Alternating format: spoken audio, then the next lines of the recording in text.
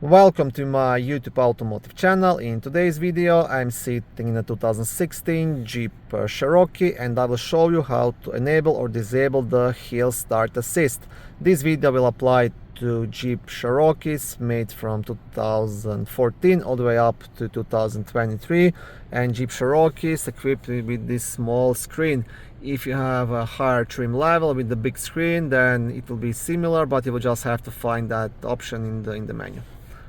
If this video is helpful, please consider supporting the channel by liking the videos, subscribing to the channel, or becoming a channel member. Now what you want to do, you want to press settings here on the dashboard, and then you want to select safety and assistance. And once you are here, you will have the option Hill Start Assist. Select that, and here you can either turn it on or off, right? So provide start assistance when the vehicle's on an incline.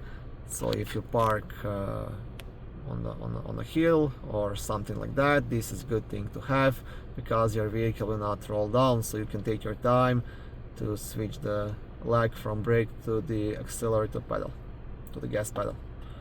Okay, yeah, that's it.